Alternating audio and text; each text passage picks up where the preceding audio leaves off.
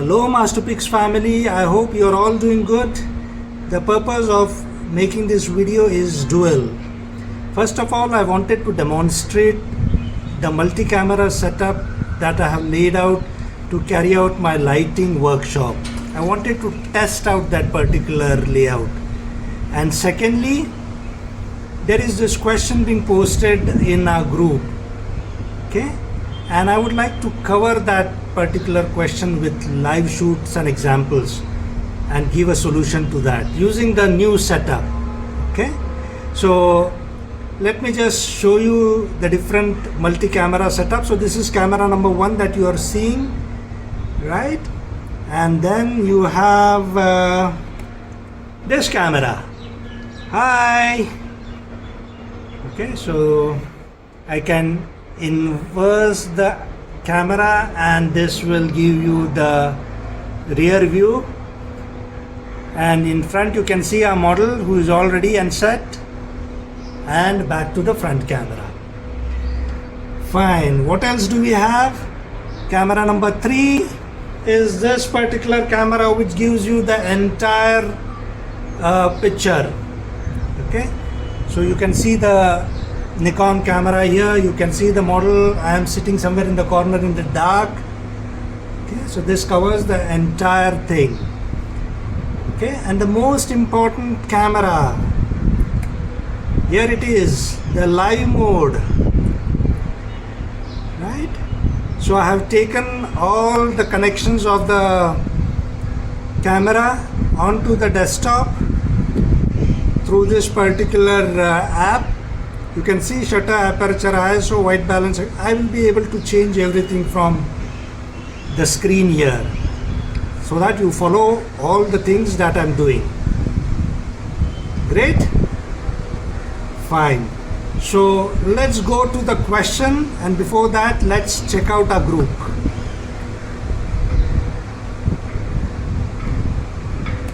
Here we are. Okay, so this is the picture which was posted by Kalyan Vardhan. Okay, and my immediate reaction was the subject is backlit and therefore falling on the shadow. You need to use a fill flash. You remember? Right? Subject is falling in shadows. You need to use a fill flash in such situation. This is what we'll be learning in the lighting workshop. Fine. So let me just demonstrate to you what do you mean by fill flash and why do you get your subject in shadow, like here. Okay, for that let me take you to the live mode. Fine. So here we are, our model Natalia ready for us, and we are in the manual mode. Okay, before that, you remember the concept? You remember the concept of metering? Okay, so what are the different types of metering available at your disposal? Matrix metering, center weighted metering, spot metering. Okay, I hope you still remember that because that's very important when it comes to lighting.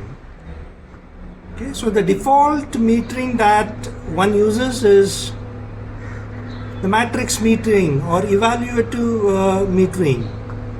Okay, I am going to the default metering, which is matrix or multi-pattern metering. Okay. And then in the live mode, what happens in matrix metering? The camera meters for the entire frame, light coming from the left hand corner, the right hand corner, from the subject, everywhere is accumulated in the camera. Okay, and then the average of that is metered out. Okay, the light meter shows you the reading as per the average of the entire frame. So as you can see, the left hand corner is pretty bright. You can see the sky. Right hand corner is sky, the bottom part is the trees, the greens, and our subject is pretty dark and in shadows because the light is pretty bright in the background. Okay, so let's see what Vardhan did, Kalyan Vardhan did. Okay, so probably I would like to assume that he was in matrix metering, and here we go. We will balance our light meter. Please pay attention to the left hand side panel. We'll balance our light meter. Okay, so let me open the aperture. Okay, we want to bring it to 0. Okay, no problem.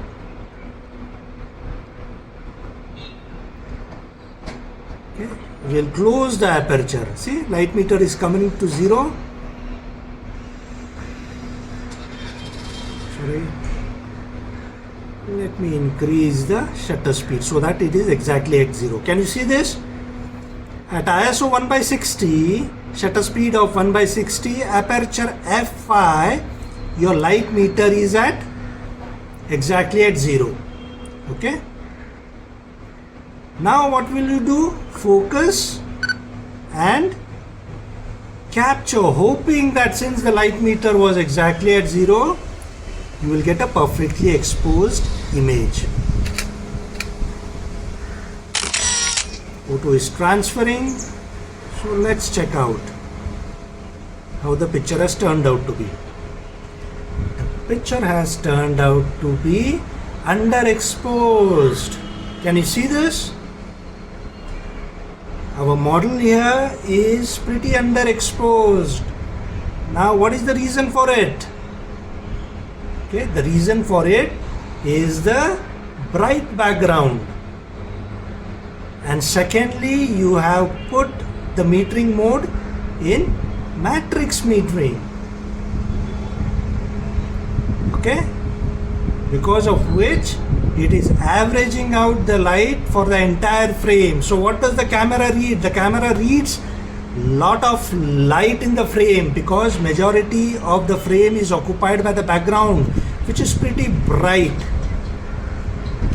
Okay, so the camera is actually fooled by the frame, saying that there is too much of light, and your camera light meter shows reading towards the right hand side or the positive side, which indicates overexposure. And then you do all those settings which will cut off light and you get a underexposed subject.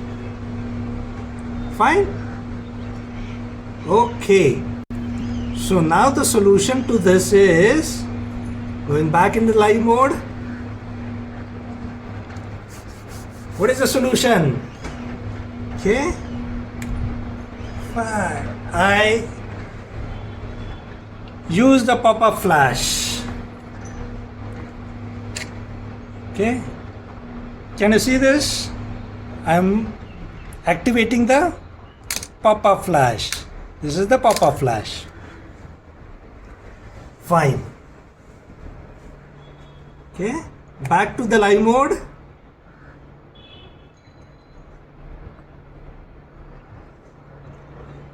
Great.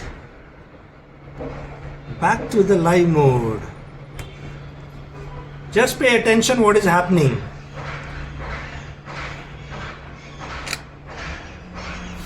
Okay. Same EXIF readings, 1/60 ISO, 160 ISO, 1/60, 160 shutter speed, f5. I'm not going to touch this particular shutter aperture exposure triangle readings.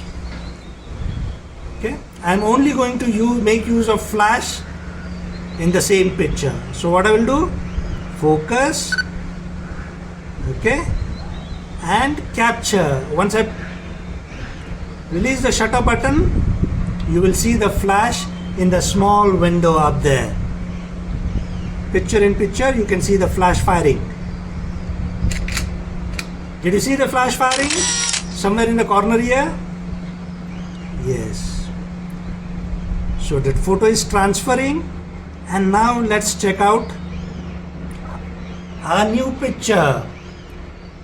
Can you see the difference? Can you make out the difference? One without fill flash, the other one with fill flash. Let's compare side by side.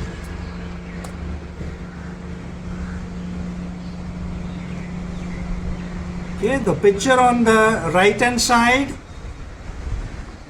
is without the flash, and therefore the subject is underexposed because of the backlit situation, and the solution to that is making use of the fill flash. Right? Great. So this is how you make use of the fill flash. Okay. In case you goof off on the field and you get this picture back home, let me tell you another method of salvaging the situation with the help of Lightroom editing. Okay, so go to the develop mode. Okay, can you see this?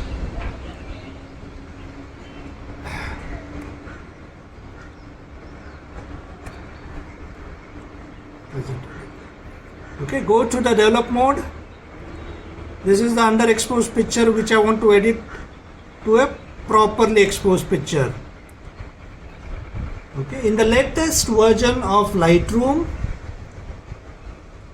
it has a very useful tool. Okay, you go to this round circle here, press it, and then it will show you subject, sky and background. Using artificial intelligence, AI, Lightroom will be able to select exactly subject, sky or background. Okay, so in this case I will select subject. So it's creating a mask now. Can you see this here? So when I say subject, only a model should be selected. Let's see. Can you see the red part? It's indicating what has been selected and how beautifully it has selected the subject. Isn't it? So this is the masking. Now what I will do, see, life has become so easy. Previously you had to paint the area wherever you wanted to do the local changes, but now with artificial intelligence things are easy. Okay, so now I have selected the subject, the red part, and my job is to just make it brighter. Can you see this? A little bit of highlights and then a shadow towards the right side. Before, after, before, after, right? So this is with editing. Mind you, by increasing the exposure in post-processing, you are somewhere deteriorating the quality of the picture. Okay, the ISO gets bumped up in the background. Fine, the quality will deteriorate. So it's always better to get it right in camera by using fill flash. Okay, can you see this? This is using fill flash. Right, ladies and gentlemen, and particularly Kalyan, I hope I was able to explain the problem and give a solution to it. Right? So ladies and gentlemen, this is how we are going to learn the lighting technique work in the workshop. Everything with the aid of multi-camera setups. Camera number 1, camera number 2, camera number 3, camera number 4, camera number 5 and camera number 6. Okay. This particular program is exclusively for you students who are already there in the group. who already attended my previous workshop. No invite has been sent to external students. Secondly, the fees for the program is exclusively for you. It's a discounted fee that I'm charging this time. Okay? Next time onwards, the fees are definitely going to increase. So don't miss out on this opportunity, and see you in the workshop on 13th, which is the coming Monday. Children, happy clicking.